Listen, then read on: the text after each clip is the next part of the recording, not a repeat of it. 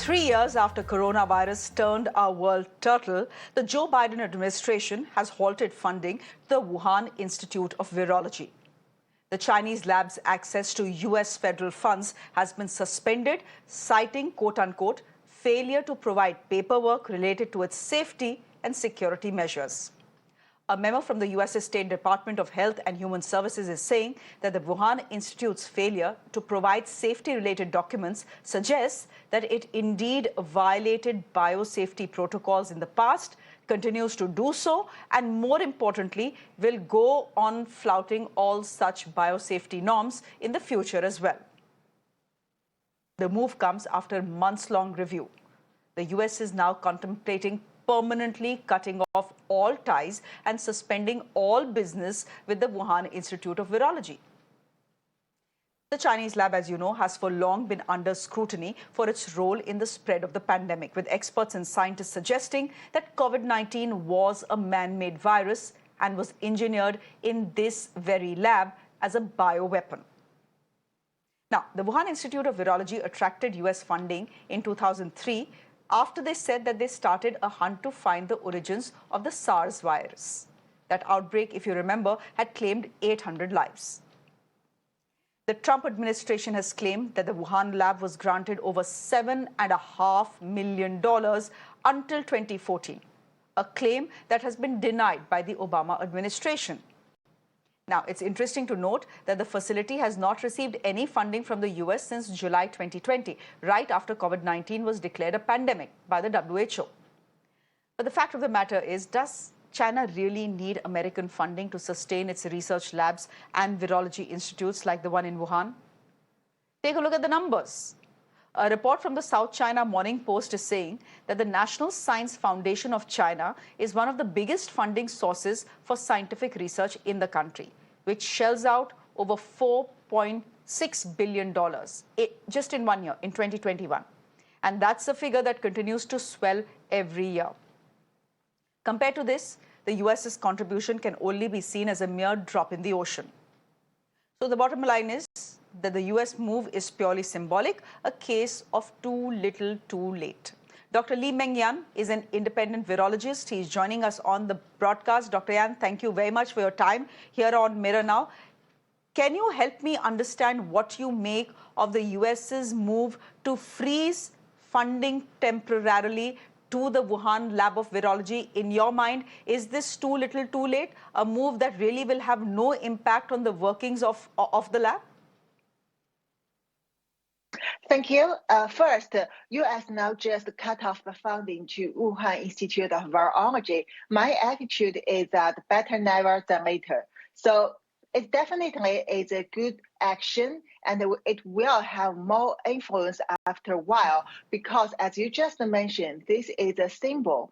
It shows that Americans' attitude to cut off the academic exchange academic activities between the communist China. And of course, this is just a very early beginning because not only Wuhan, but all over China, there are military labs. They're working on the bioweapon, and also they're working on other things using high technology from US and the funding from US to do their very dangerous program. So I would like to advocate more actions proactively from US and US allies in the soon future, because we really don't have much time to stop China doing more things to harm us.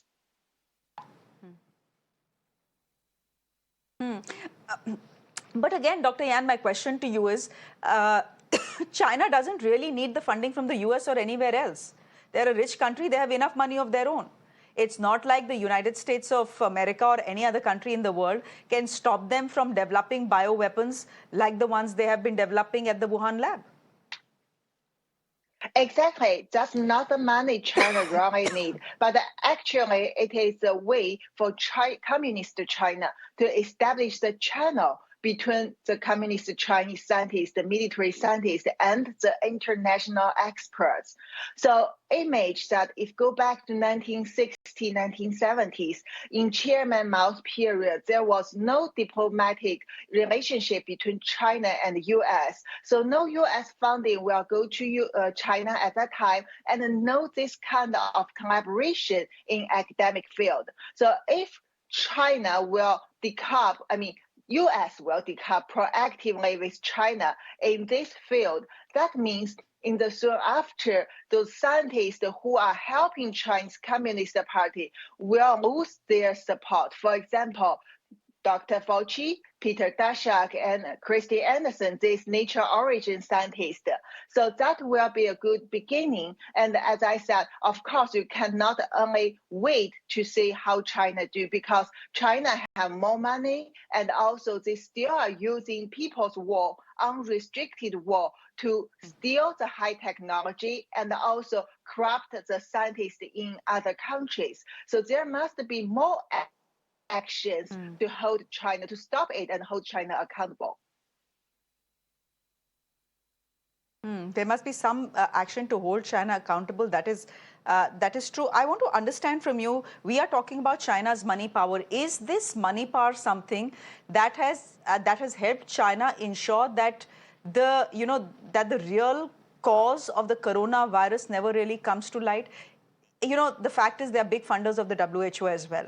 The fact also is that they have constantly stonewalled attempts for groups of scientists to actually visit the Wuhan lab of virology and figure out for themselves whether it was China indeed developing the coronavirus as a biological weapon or not. The allegations have been there, but China has systematically and over a period of time snowballed any attempts to investigate this lab. Is it their money power that is shielding them so far from all blame?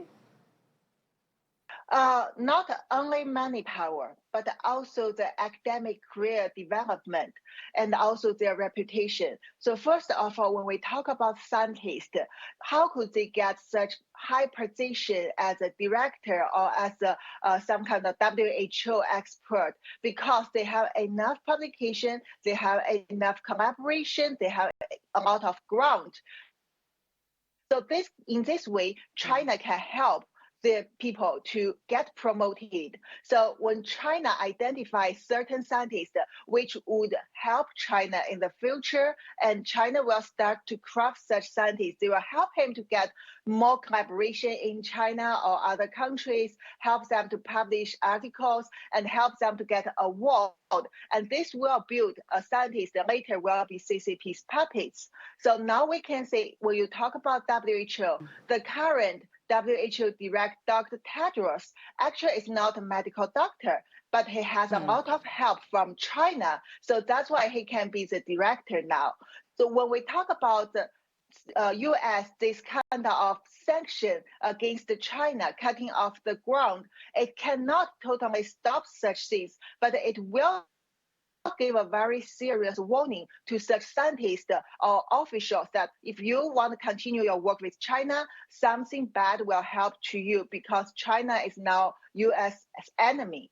So in this way, this will reduce some of the scientists working for China, but not all. Okay, Dr. Yan, thank you very much. It's good to get your perspective. Thank you so much for joining us here on Mirror Now. Thank you.